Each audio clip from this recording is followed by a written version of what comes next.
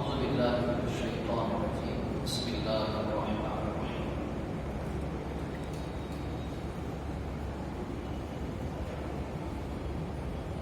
وجاءت سيارة فأرسلوا واردهم فأدلى دلوه قال يا بشرى هذا غلام وأسروه بضاعة والله عليم بما يعملون وشروه بثمن بخس دراهم معدودة وكانوا فيه من الزاهدين. اور ایک قافلے کا گزر وہاں سے ہوا تو انہوں نے اپنے ایک آدمی کو بھیجا کہ وہ پانی لائے. جیسے ہی اس نے اپنا ڈول کنویں میں ڈالا تو پکار اٹھا کہ بشارت ہو، خوشخبری ہو کہ یہ تو ایک بڑا اچھا لڑکا ہاتھ آ گیا. اور قافلے والے یوسف علیہ السلام کو مال کمانے کی غرض سے پونجی یعنی کیپٹل کی طرح چھپا کر چلتے بنے اور ان کے کام سے اللہ واقف تھا. انہوں نے یوسف کو بہت کم قیمت پر یعنی گنتی کے چند درہم میں بیچ ڈالا اور ان کے دل میں یوسف کی کچھ زیادہ قدر نہ تھی. یہ حضرت یوسف علیہ السلام کے واقعے کی کچھ سبق اور عبرت کی کچھ باتیں بیان کی جا رہی ہے. حضرت یوسف علیہ السلام کو جو کنویں میں ڈال دیا تو وہاں پر ایک بات ہے کہ حضرت یوسف علیہ السلام نے جزا فضا نہیں کی، چلا پکا. یعنی چونکہ نبی تھے وہ، اللہ تعالیٰ ان کی بذات خود تربیت فرماتے ہیں، لیکن ان کے اس عمل میں ہمارے لیے بہت بڑا نمونہ ہے کہ اللہ کی طرف سے کوئی آزمائش آ گئی، کوئی تکلیف آ گئی تو واویلا مچانا، شور مچانا، اللہ سے شکوے شکایت کرنا، یہ مومن بندے کا شیوا نہیں ہے. اب پوری اس میں دیکھیے، آپ پہلے تو یہاں پہ کنویں میں ڈال دیے، کچھ نہیں، بالکل اطمینان کے ساتھ بیٹھے رہے. کنویں کے ایک سیل جو باہر نکلتی ہے پتھر کی، وہ بھائیوں نے تو پھینک دیا تو حضرت جبرائیل علیہ السلام نے گویا کہ ان کو لے کر کے اس جگہ پہ بٹھا لیا ہے. اللہ کا نظام ہوتا ہے. تو قافلے والوں نے جب ڈور میں نکالا، دیکھا یہ تو بچہ ہے، اور وہ غلامی کا دور تھا، غلام خریدے بیچے جاتے تھے، استعمال کیے جاتے تھے. تو انہوں نے مصر لے جا کر کے بیچ دیا حضرت یوسف علیہ السلام. اب اللہ کا نظام دیکھیے کہ ایک تو مصر میں حضرت یوسف علیہ السلام کو انہوں نے فروخت کر دیا، پھر جنہوں نے ان کو خریدا وہ لوگ مصر کے مارکیٹ میں ان کو پھر ری سیل کرنے کے لیے بولے، آگے فروخت کرنے، پروفٹ لینے کے لیے. اور اللہ تعالیٰ نے عزیز مصر کو بھیجا وہاں پہ یوسف کو خریدنے کے لیے. تو یہ یعنی کیا کہتے ہیں اس کو ہم اپنی زبان میں، یہ کوئی انسیڈنٹ نہیں ہے، یہ اللہ کا بیان ہے، اللہ کا منصوبہ ہے. اور انہوں نے عزیز مصر نے لے لیا کہ اکرمی مسوا، اپنی بیوی سے کہا کہ اس کا اچھا خیال رکھنا اور اس کو اچھی پرورش کرنا، اس کی اچھی دیکھ بھال کرنا. اس کی عسیٰ ان ینفعنا، ہو سکتا ہے کہ اس کے ذریعے سے ہمیں کوئی فائدہ ملے، او نتخذہ ولدا، یا ہو سکتا ہے کہ ہم اس کو اپنا بیٹا ہی بنا لیں. تو اس کی دیکھ بھال کرنا اچھی سے. تو تربیت پاتے رہے حضرت یوسف علیہ السلام مصر کے بادشاہ کے دربار میں. لیکن جب وہ اپنی جوانی کو پہنچے تو وہ واقعہ پیش آیا کہ عزیز مصر کی بیوی نے حضرت یوسف علیہ السلام کو جو ہے اللہ کے نافرمانی والے عمل بدکاری کی طرف ان کو جو ہے انوائٹ کیا کہ قالت حیت لک، اب وہ بھی محل میں، اور کئی گویا کہ کمروں کے اندر لے جا کر کے ہر دروازہ بند کر کے قالت حیت لک، یہ نوجوان ہمارے جو بھائی اور بہنیں ہیں اپنی عزت و ناموس کو کس طرح محفوظ رکھا جاتا ہے، کس طرح اللہ کی نافرمانی سے اکیلے میں بھی بچا جا سکتا ہے، بہت پرفیکٹ مثال ہے حضرت یوسف علیہ السلام کی زندگی۔ سب سے پہلی بات یہ ہے کہ اگر یہ پوری، چونکہ نبی کا تذکرہ ہو رہا ہے، ان کی پوری تقدس، عظمت، عصمت کو سامنے رکھتے ہوئے بات کر رہے ہیں، ان کو بھی محفوظ رکھنا ضروری ہے۔ ظاہری طور پر اس گناہ سے بچنے کے لیے یا اس گناہ کے کرنے میں کسی طرح کی کوئی رکاوٹ موجود نہیں ہے، وہاں کوئی رکاوٹ موجود نہیں، نہ سی سی ٹی وی کیمرے ہیں وہاں پہ، نہ ایسی کوئی جگہ اور پلیس ہے کہ کوئی آ کر کے یعنی دخل دے سکتا ہے یا اس کو اطلاع ہو سکتی ہے، یعنی اس گناہ سے رکاوٹ کا کوئی سبب اور کوئی راستہ نہیں تھا، وہاں پہ کوئی چیز نہیں تھی اس گناہ کی رکاوٹ۔ ایک بات۔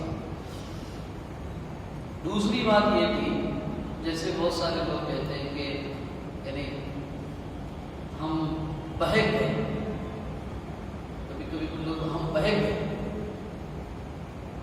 اب وہ جملہ جو ہے چونکہ بہت ساری چیزیں مانے ہیں ہم کو اس آگے کے جملے کہنے کے لیے، تو اس کو تھوڑا اسکپ کر کے آگے چلے، نہیں بولے وہ پارٹی چل رہی تھی تو ہم نے لے لی ہے کیونکہ ماحول ویسا تھا۔ یہ کچھ اشارے ہیں، اس کو واضح کرنا مناسب نہیں، لیکن ہم ماحول کی روح میں بہہ گئے۔ یہ کیسا حال ہے حضرت یوسف علیہ السلام کا معاملہ، اور وہ کون ہے؟ وہ عزیز مصر کی بیوی ہے۔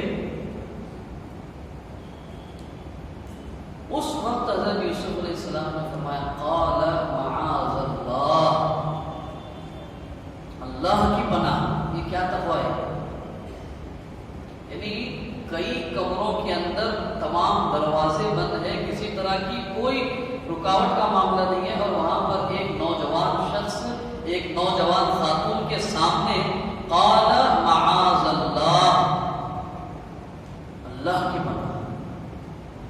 کتنا تقویٰ ہوگا وہ دل میں، اس تقوی کی ضرورت ہے ہمارے ہر نوجوان بھائی اور ہماری ہر نوجوان بہن کو۔ آپ جہاں کہیں بھی رہو، اللہ کے رسول صلی اللہ علیہ وسلم نے فرمایا، بہت قیمتی نصیحت آپ نے فرمائی، اتق اللہ حیث ما کنت، ایوری ویئر، اینی ٹائم، تم جہاں کہیں ہو، جس پوزیشن میں ہو اور جس وقت ہو، اللہ کی نگرانی میں ہو، you are under supervision of Allah, any time, everywhere, جہاں کہیں آپ کمپیوٹر پر بیٹھے ہوئے ہیں، آپ اللہ کے سرویلنس میں ہیں، اللہ کی نگرانی میں۔ ہم موبائل میں چیٹ کر رہے ہیں، اللہ کی نگرانی میں ہیں۔ ہمارے وال پیپرز ہونے چاہیے، یہاں لکھا ہوا ہونا چاہیے کہ میں اللہ کی نگرانی میں ہوں۔ ہمارے کمپیوٹرز پہ لکھا ہوا ہونا چاہیے اسپیکر سے، میں اللہ کی نگرانی میں ہوں، تو ہی بچ سکتے ہیں، باقی کوئی چیز نہیں، کوئی استاذ کا ڈر نہیں، کوئی ماں باپ کا ڈر نہیں، کوئی کچھ نہیں ہے۔ اگر نافرمانی سے بچانے والی اگر کوئی چیز ہے تو صرف اور صرف اللہ کا ڈر اور اللہ کا خوف ہے۔ اچھا کیا ہوتا ہے جب اتنی اعلیٰ سطح کا جب ایمان ہوتا ہے اور اتنا گہرائی اور اتنی ڈیپ میں اللہ کا ڈر اور محبت جب ہوتی ہے نا، تو پھر اللہ تبارک و تعالیٰ امپاسبل کو پاسبل کر دیتے ہیں۔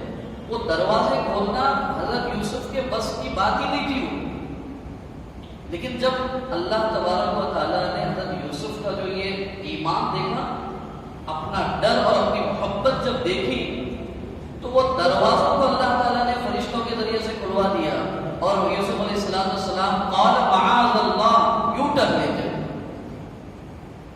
گو بیک، پیچھے کی طرف.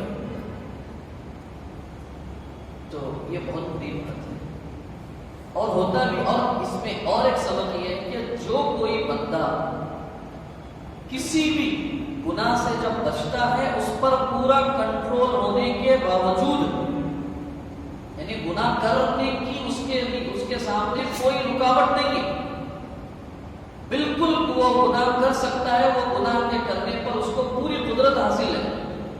ایسے وقت جب صرف اللہ کے ڈر سے کوئی بندہ یا بندی کسی گناہ سے بچتے ہیں، صحیح روایت اللہ کے رسول صلی اللہ علیہ وسلم فرماتے ہیں اس پر جنت واجب ہے، جہنم حرام ہے. اس کو کہ جب کوئی بندہ یا بندی کسی گناہ کے کرنے پر پوری قدرت رکھتے ہوں اور صرف اللہ کے ڈر سے اس گناہ سے بچے.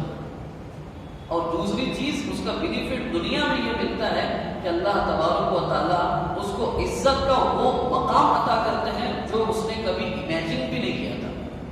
فوڈ منسٹری دی اللہ تعالیٰ نے حضرت یوسف علیہ السلام کو. وہ غلام کی حیثیت سے مصر کی مارکیٹ میں بکے اور یہ جب معاملہ ہوا تو حضرت یوسف نے فرمایا علیہ السلام نے کہ یہ جو تم جس کام کی طرف مجھے دعوت دے رہی ہو بدکاری کی طرف، احب السجن مما یدعوننی، یہ جو جس کی طرف بلا رہے ہیں مجھے، اس سے بہتر تو یہ ہے کہ میں جیل میں جا کر کے زندگی گزاروں. یہ کیفیت ہونی چاہیے. اگر کوئی غیر محرم مرد یا عورت ہمیں انلیگل ریلیشن شپ کی طرف متوجہ کرے تو ہماری اتنی تیاری ہونی چاہیے کہ میری پوری زندگی جیل میں قید میں گزر سکتی ہے لیکن انلیگل ریلیشن شپ میں کبھی بھی میں آ نہیں سکتا، نہیں آ سکتی. یوسف علیہ السلام کی زندگی کا سبق نہیں. یہ کیا ہو گیا کہ ہم نے کوئی ایموشنل، ہم کو کسی نے اپنی طرف اٹریکٹ کر دیا اور ہم نے اپنا سب ایمان سب کچھ داؤ پر لگا کے خیر بات کر کے اس کے ساتھ چل دی، ہمیشہ کی جہنم کی راہ پر چل گئے. یہ کوئی بات ہے؟ یہ کوئی ڈیسیژن ہے؟